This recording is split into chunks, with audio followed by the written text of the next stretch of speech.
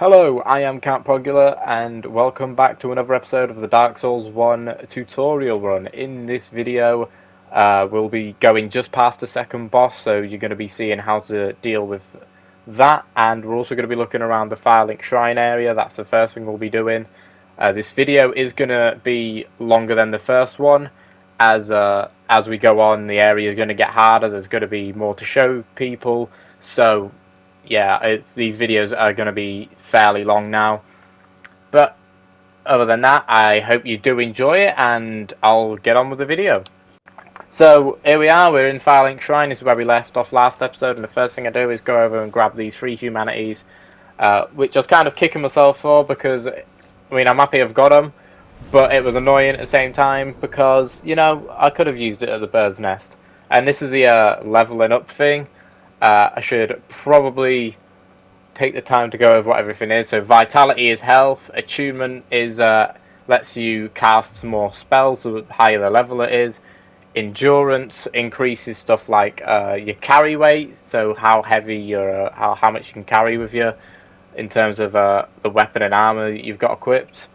It also increases stamina. Strength is for strength weapons. Some weapons will require a high amount of strength. So if you're going for a strength build, then you're going to want a lot of that. And the same goes for dexterity. If you're using a dex weapon or going for a dex build, you're going to need a lot of a high level in dexterity, so you can use dexterity weapons. Resistance, I'm not going to really go over resistance, because I don't actually think it's that useful. It just gets up poison resistance and maybe a few other things, I think. Which, poison doesn't really occur all that much in this game.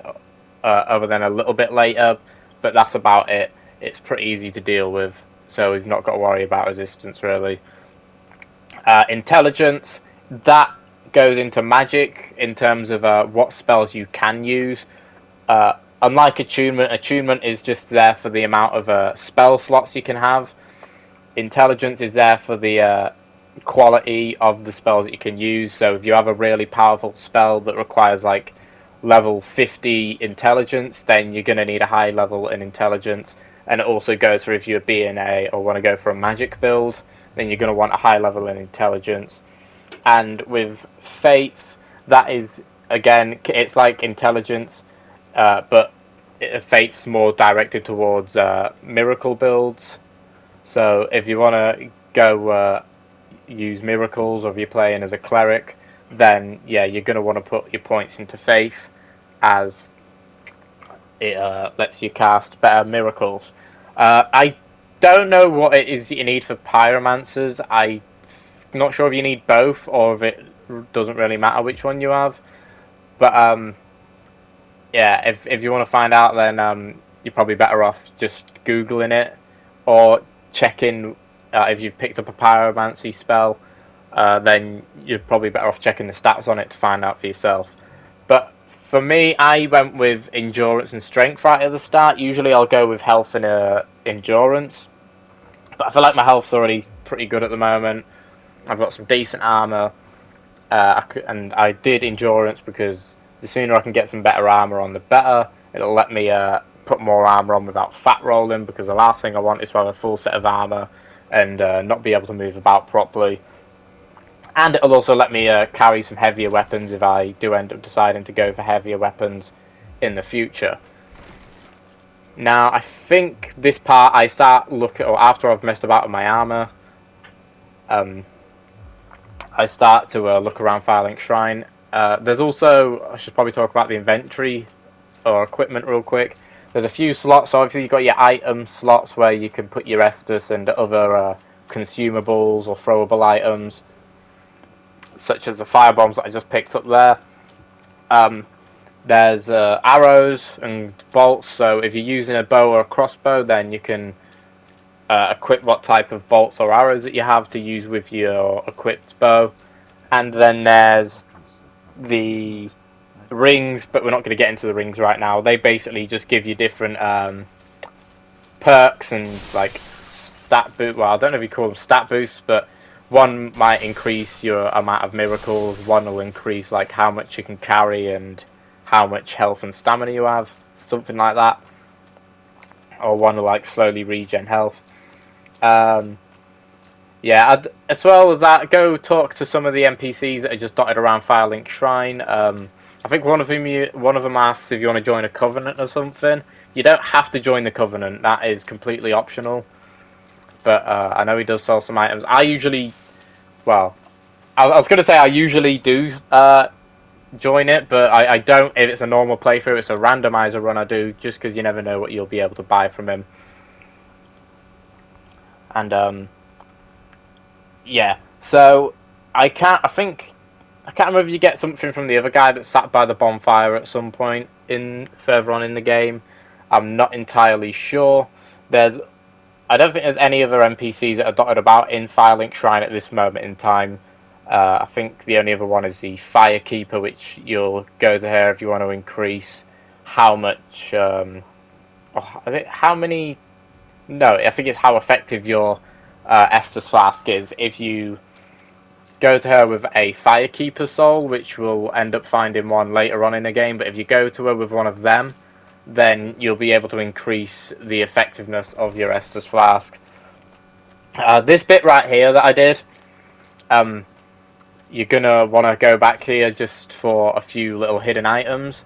You don't necessarily need them, it's just I like to always come back here and grab them. This part I don't really need to worry about that, it's just me trying to mess about with the settings because I play on PlayStation, so yeah, if you're watching this is directed for... Well, it's directed for anyone really, but if I'm like saying I'll press R1 or something, it's because I'm playing on PlayStation.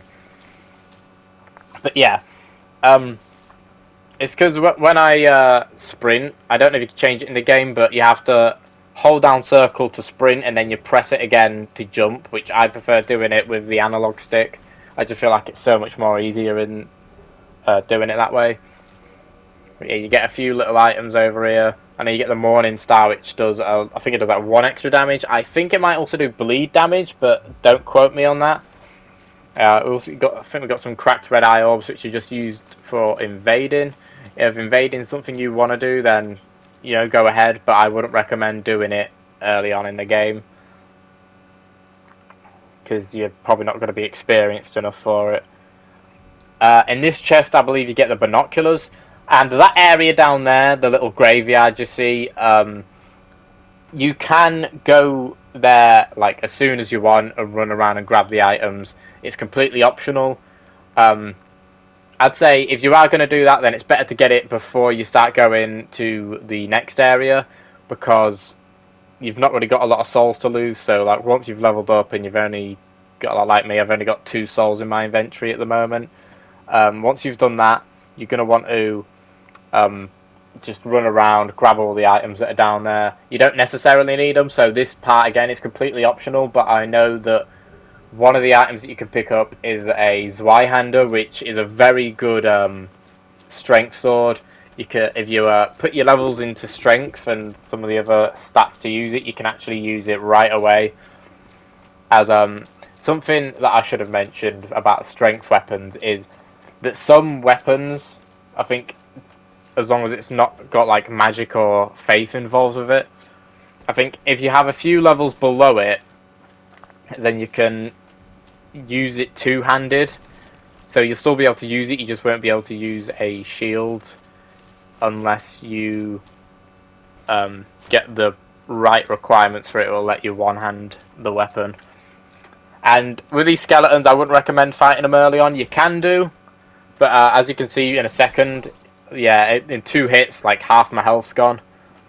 So it's a bit risky to try fight them straight away, which is what, like I said, why I recommend that if you are going to get the items around the area, it's better off to just run around and grab them and not really try fight them. Obviously you can do if you are a bit more experienced at the game, but then again, if you are more experienced at the game, then you probably won't be watching this video right now. But anyway, I think that's most of the stuff, or just about everything, to show you about Firelink Shrine. There is a little bit I'll show you again later on in another video, but we can't get to that area right now, I don't think. So this is when we start making our way to the Undead Burg. You may or may not have seen it there, the little item on that bridge. I didn't bother getting it right away because, well, I can't even remember if it's a useful item or not that's over there. But we'll probably go back there later again anyway because, well, I'm not going to say anything for obvious reasons. I don't want to spoil the game for anyone or anything like that. But yeah, luckily these enemies at the start, they didn't really, you know, mess about and put really hard enemies right here. They made it so that it was nice and easy, slow moving enemies, slow attacks. The only things that I really think you're going to have a problem with is maybe the fire bombs. They're easy to avoid, it's just that, you know, for new players, you might get hit a few times by them. I can't remember what item. Oh, we got a soul. Yeah, so you're going to want to keep your souls. I wouldn't recommend using them as soon as you pick them up, as if you die, then you've got the chance of, well, you'll lose your souls. But you can pick them up if you go down, but if you die again without picking them up, then you will lose them for good. So that's something you want to keep in mind, and it's why I only use them when I really need to. Say if I'm trying to upgrade my weapon and I haven't got enough souls for it, then I'm going to wait a little while. I'm not going to wait. I'm going to use my souls so I can make sure that I've got enough souls to get the upgrade that I want. And the same goes for leveling. If I need to try and get some extra levels in, I'll use my souls, and it will, yeah, get me maybe 1 or 2 extra levels depending on how many times I've leveled up, because as you level up it'll start requiring more and more souls to do so. So yeah, you're going to want to be careful with your souls, though you can also go and grind tough enemies or more rewarding enemies to try and get some souls. So yeah, this is the first part of the Undead Burg. And not a lot of enemies, very easy ones. Got to watch out here because after you defeat this guy, there's a guy that comes around the corner here. So yeah, you just want to do your best to not get ambushed or get overwhelmed or anything like that. I don't really recommend running through this area. Not that I don't think you'd really need to anyway. But if you're going to panic, then just I would try go back down into the sewers instead, as you're probably not going to get ambushed then. And I think once you go far enough, then you won't have to worry about the enemies following you, because after a while they should back off. Also, yeah, I quite like that bit. It's a good way to introduce you to the area in Undead Burg. That little dragon that, well, I say it's a big dragon. Yeah, a dragon that comes in, lands on the bridge. It's pretty cool. Definitely something that I feel like it'd impress some people, or, well, I don't know if it'd impress them, but, you know, for like new players, they'd see it and be like, oh, that's pretty cool. That's if you don't know about it anyway, but yeah. Then, yeah, you get to the second bonfire. Well, technically the first bonfire in Undead Burg. I was going to say, actually, is there any other bonfires in Undead Burg? But no, I'm pretty sure there is. This one gets used twice. We'll actually come back to this one a bit later. You'll see it near the end of the video. But this area is quite important. There's a merchant here, tucked out the way a little bit. But he has a very useful item that you're going to want to buy. So yeah, you want to make sure that you do get to him. That's another thing. Every time you rest at a bonfire, it will respawn all the enemies. So make sure if you clear out all the enemies in this little bit and you want to go to see the merchant, make sure you go visit him first instead of thinking, oh, I need to go back to the bonfire because I feel like I need to restore my health. Say you've like somehow used up all your Estus. You're probably better off just going to the merchant, talking to him without resting at a bonfire, because then you'll have to deal with all the enemies again.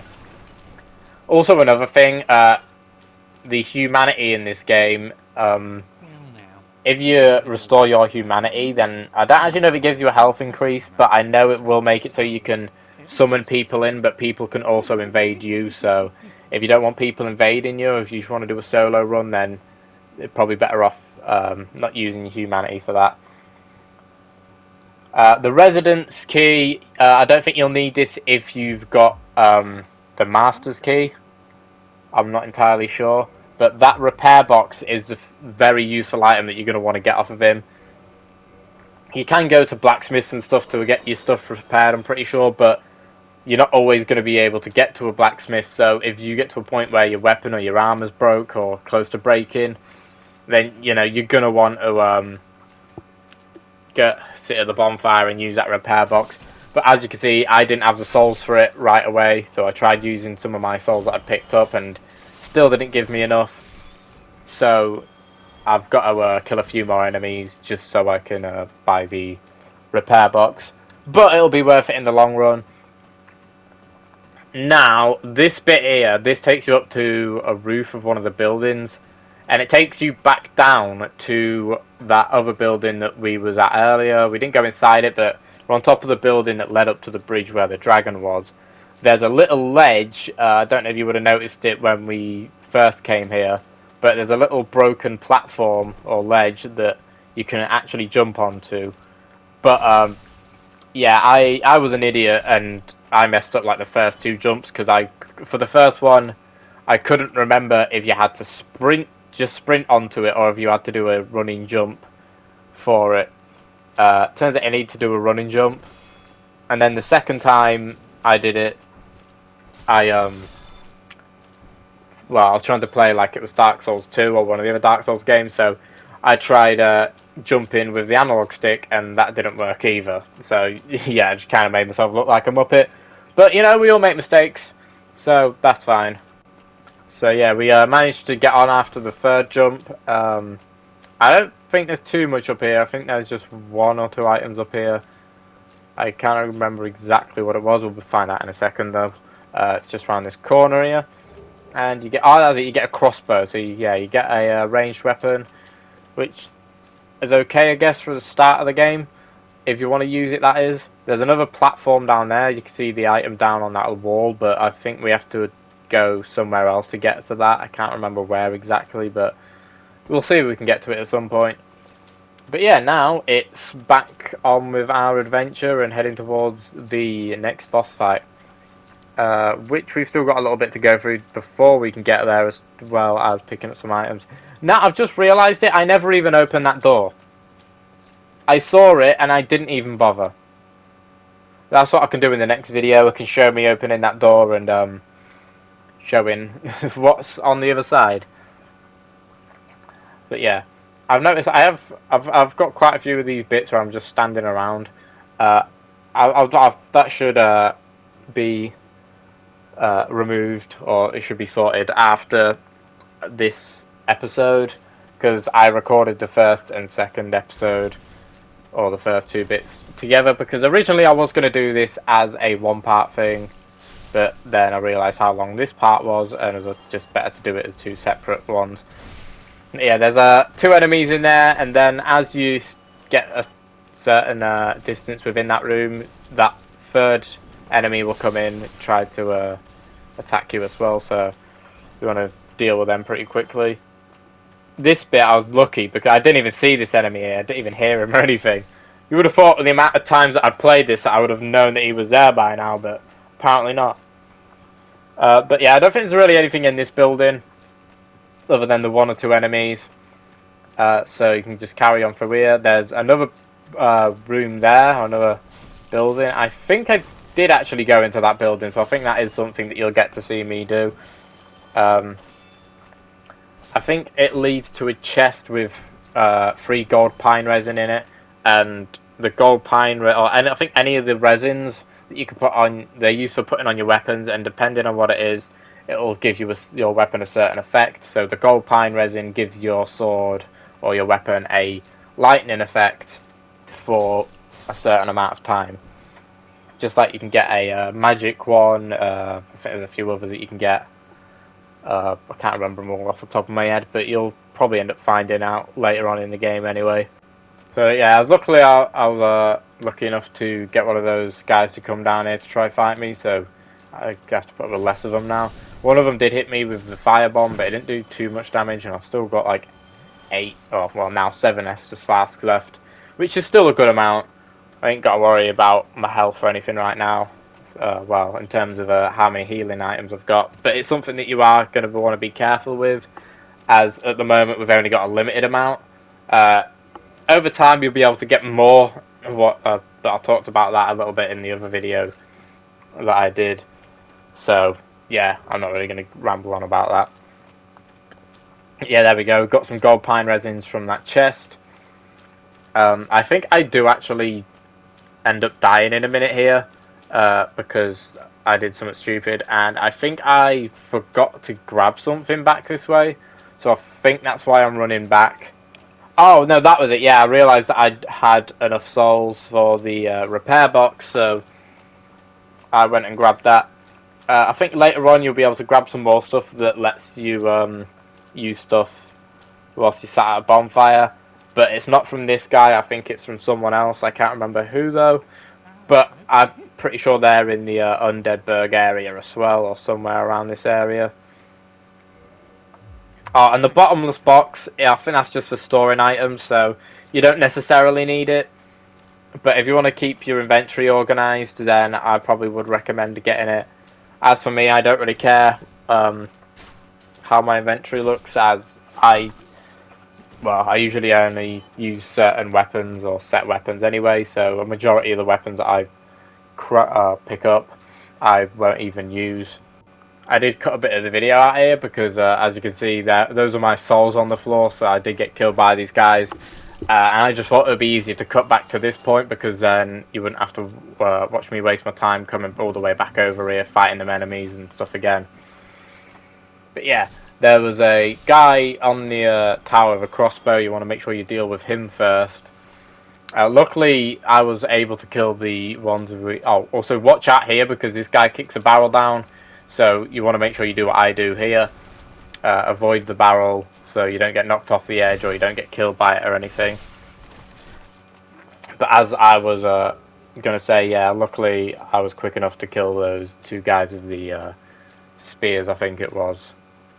And then I was just left with the one with the sword. And as you can also see that I have an axe now. I got that off of one of the enemies. It does more damage than the sword that I have, but I did swap after this boss fight, as I'm not a massive fan of how the axe works when swinging it. I prefer the speed of the sword. Yeah, this is what the you'll see what it looks like in just a second. There we go. Yeah, I don't like how slow it feels to... I mean, I understand the feel of it. Like, it's obviously going to be slow. It's a big weapon, and I'm one-handing it, so...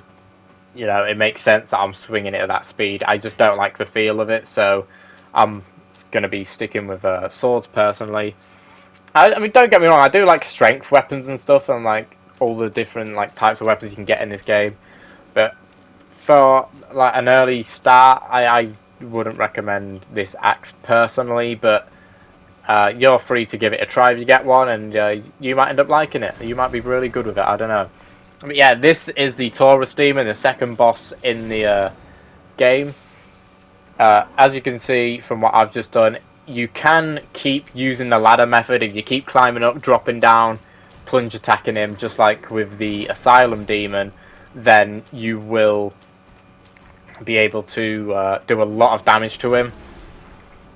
I was thinking about just fighting him regularly, but because I'm trying to do videos for people that have never played the game before, I wanted to, you know, do this method, as it's pretty easy to do. I get a lot of distance to keep my health up. I do get hit a few times when trying to go up the ladder. That can happen. But as long as your stamina doesn't run out when you're on the ladder, then you should be fine. If you run out of stamina when you're on a ladder and you get attacked by an enemy, it'll actually knock you off the ladder. So if it's a really big drop as well, then that, you know, probably just sealed your fate with that one. But I think this is the point where I started fighting him regularly, because I saw that he only had a few hits left. Yeah, I'm not too used to fighting him in this area. It's an okay boss, but yeah, it's not a very memorable one in my opinion.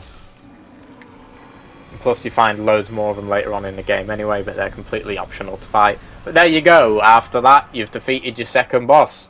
Give yourself a pat on the back, a round of applause, whatever you like to do to celebrate a good old victory. And this is the part where we go towards the next bonfire. Well, I'll say the next bonfire. It's not really the next bonfire. It's just going back to a bonfire that we've already been to. Yeah, I broke those boxes because I was actually thinking of these boxes here. You can get an item that's hidden inside of them, which is another soul. But, you know, souls are souls. Souls are good. They are currency. They're very useful. Always want to pick up any souls that you see. And this is where you meet one of the best characters in the game, Knight Solaire, absolute G, top lad. He gives you the white sign soapstone, which is what you use to put your summon sign down, which lets other people summon you into their world to help out with fighting enemies and bosses. And obviously, for any enemies and bosses that you defeat, you'll obviously get an amount of souls back for doing so. It's very useful if you want to try learn a boss's moveset, but you don't want to die and lose all your souls or your humanity or anything like that. It's good. I don't actually think I've used summon signs or put down summon signs all that much in Dark Souls 1, but I think it's because by the time I got round to playing Dark Souls 1 myself, I'd already had a good bit of experience with Dark Souls 2, because Dark Souls 2 was actually the first game that I started off on. But yeah, it was still, nonetheless, I still had a lot of fun playing it. I think I more used summon signs than actually putting my own down. But that's a problem. If you run out of humanities, then I don't think you can actually see people's summon signs. I know that there was a thing you could do in one of the other Dark Souls games where you could use a miracle that let you see summon signs and messages and stuff. If you used the miracle, but I don't know if that one was in this game or not. I'm not entirely sure. But yeah, after we have a good old chinwag with our boy Solaire, we make our way to the next bonfire. Now, you're going to want to be quick on this bridge, because as you run down, that red dragon from earlier is going to come swooping over. Luckily, this first breath of fire will not kill you. But if you get hit by any more after that, when it's landed on that building over there, you're not going to be in for a good time. It's going to one-shot you, it's going to suck, and depending on how far you try to run down that bridge, you've probably lost all your souls. But that's it for this video. We go back to the bonfire now, we rest there. I hope this has been a helpful video for you. If you've enjoyed it, then feel free to leave a like and subscribe. And hopefully I'll see you in the next one. Have a good rest of your day, rest of your night, whatever it is. Just, yeah, have a good one.